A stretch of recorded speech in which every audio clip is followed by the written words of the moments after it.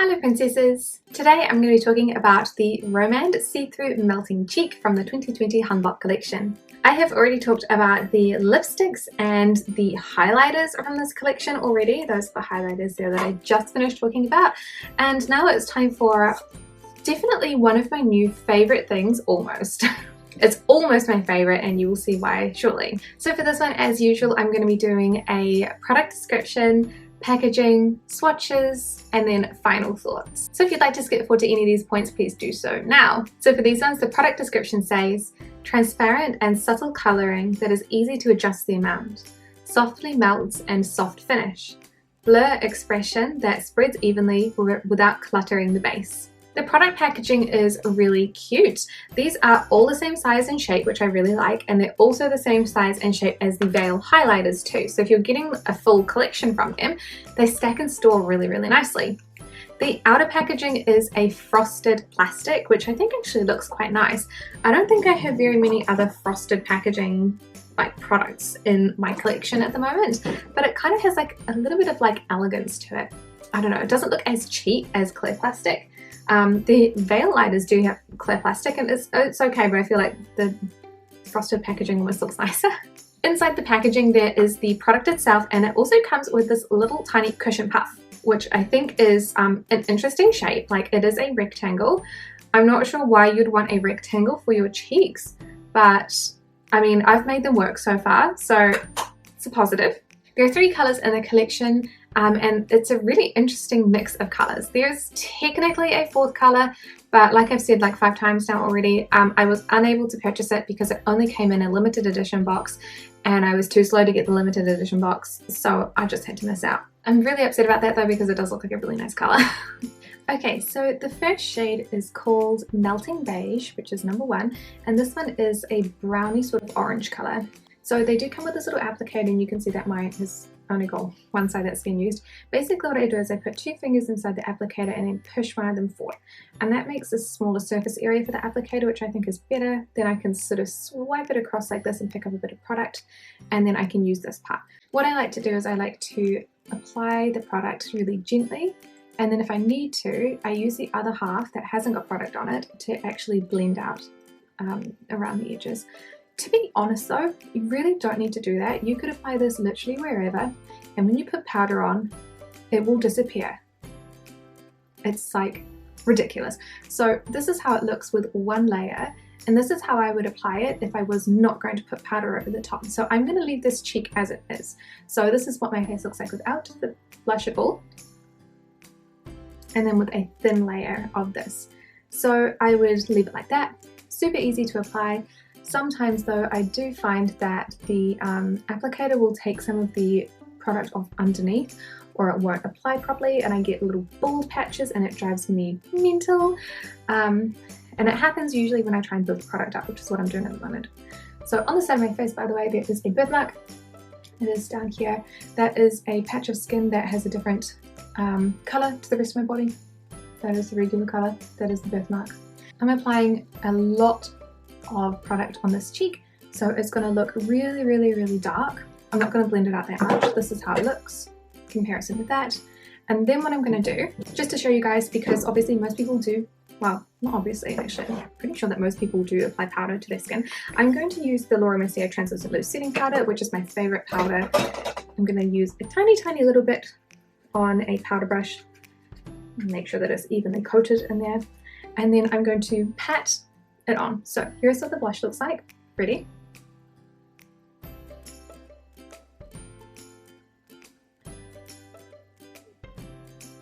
And there it is, what it looks like with powder applied. So here's the powdered side.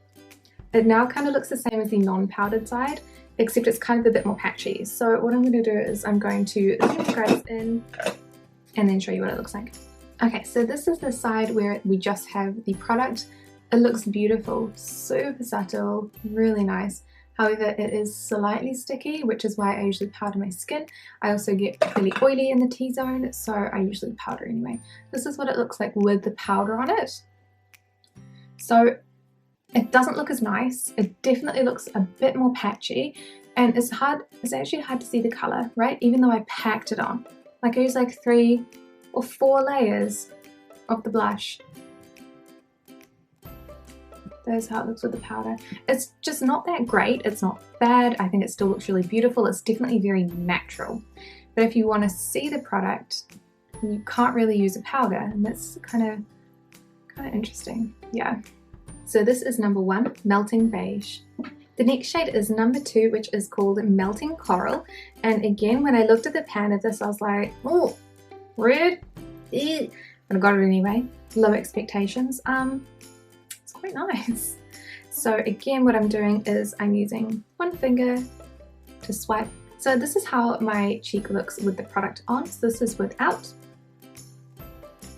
This is really pretty. Like, it is kind of like a red color, but because it's got a few bits of like orange tone in it, it looks really natural and I really like it. It doesn't go at all with this lipstick or actually with this eyeshadow, which is kind of like peach and yellow.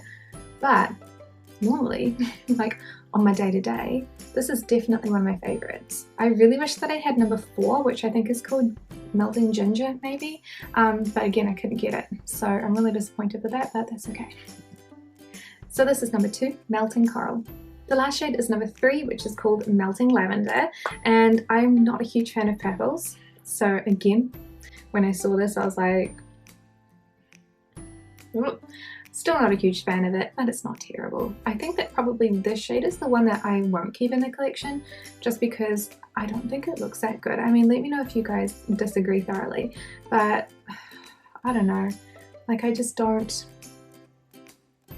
vibe with purple at all. Yeah, I think it looks odd on my skin, but that's just my personal opinion. So that is what my face looks like without the blush. And there it is there, super subtle. Again, the whole collection is really like that subtle vibe. So if you're wanting something that's really bright, really pigmented, don't buy this collection. If you like very natural day-to-day makeup, maybe also if you don't powder your skin very often, I would probably recommend these blushes to you, because I think that they do genuinely look much nicer without powdering. And like, I mean, I could probably pull off some of these colors without even wearing like a base product underneath as well. They're just those kind of natural sorts of things, but yeah, it's a tricky one. So this is number 3, Melting Lavender. So overall for these ones, I am still on the fence with them, which is so frustrating because I really want to love them, but they're just a little bit difficult. So let's start with the things that I do like. I love the packaging. I think that it's lovely that it comes with a little cushion puff inside, and I like that they've made room for the cushion puff. I don't feel overwhelmed with the amount of blusher here as opposed to the veil highlighters where I felt like there's just too much product for me. I feel like it's nicely balanced and the aesthetic of them is really beautiful and elegant. I also, so surprisingly, love the color selection.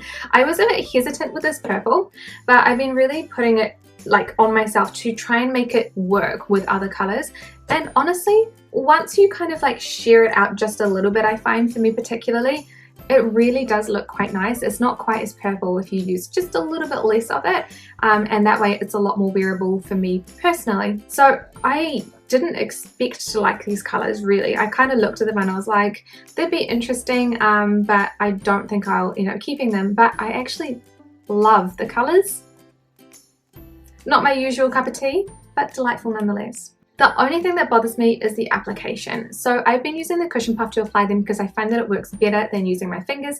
I find that when I use my fingers, I pick up too much of my base product underneath and I end up with like the little bald patches of product, which does not look good, obviously. However, if you use the cushion puffs, like if you keep reusing them on the same part, they will also do the same thing. So it's almost like I have to get enough product on the first go and like just touch it once. Which doesn't make things very easy. Like if you wanted to go back in and like change something a little bit, it is hard, and I feel like I'm not guaranteed a good application every time. It's almost like luck.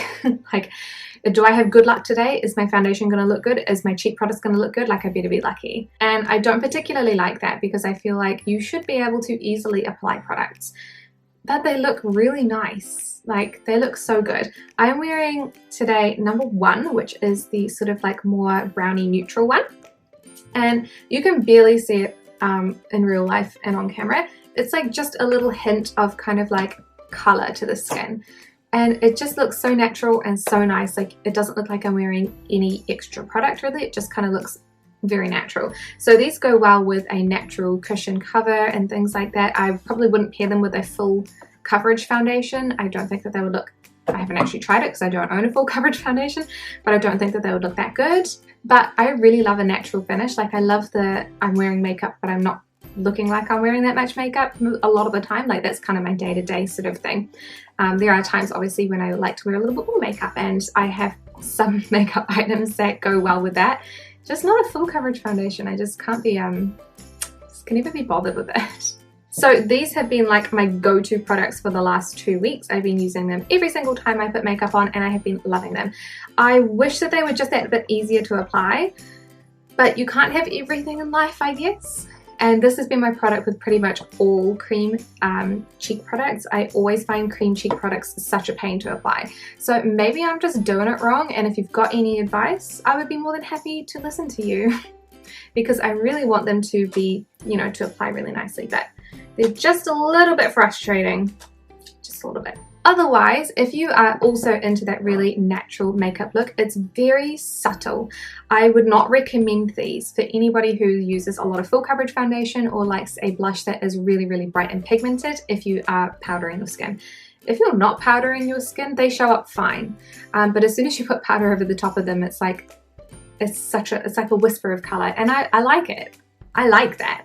But I understand that a lot of people probably also do not like that, and that's also fine. So thank you guys so much for watching this review, and I will see you in the next one.